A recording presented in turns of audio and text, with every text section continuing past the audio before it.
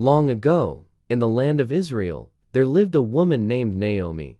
She lived happily with her husband, Elimelech, and their 2 sons in Bethlehem. But one year, a terrible famine swept across the land. There was no food, no crops, and no hope. So Naomi and her family decided to leave their home and travel to a faraway country called Moab, hoping to survive. The journey was long and hard, but they kept believing that better days would come. In Moab, life seemed better for a while.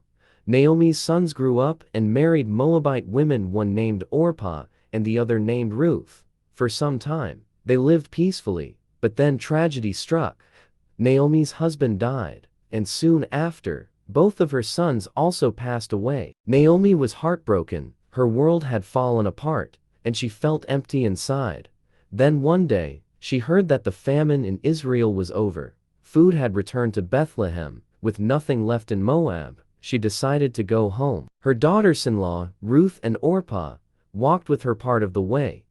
Naomi turned to them and said softly, "My daughters, go back to your families. May the Lord bless you for your kindness." Orpah wept, hugged Naomi, and returned home. But Ruth held Naomi's hand tightly and refused to let go. Ruth looked into Naomi's eyes and said, "Where you go, I will go. Where you stay, I will stay. Your people will be my people, and your God, my God." It was a vow of love, loyalty, and faith.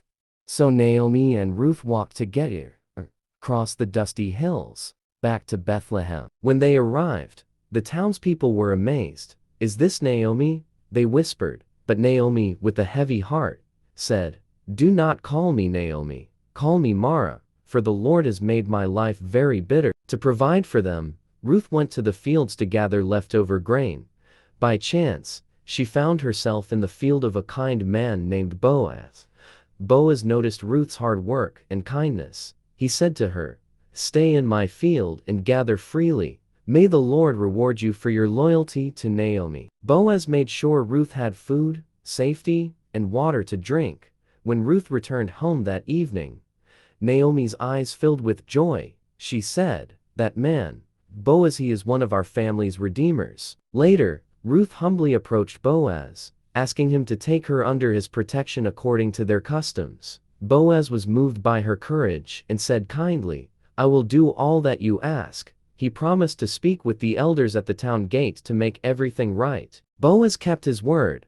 Before the town elders, he declared that he would marry Ruth, redeeming her family's name and inheritance. Soon after, Ruth and Boaz were married, and joy filled the land. In time, Ruth gave birth to a son.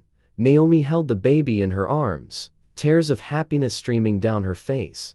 The women of the town said, "Praise be to the Lord. Naomi has a son again." They named the child Obed. He would grow up to be the grandfather of King David, and from his line, generations later, would come Jesus Christ, the Savior of the world.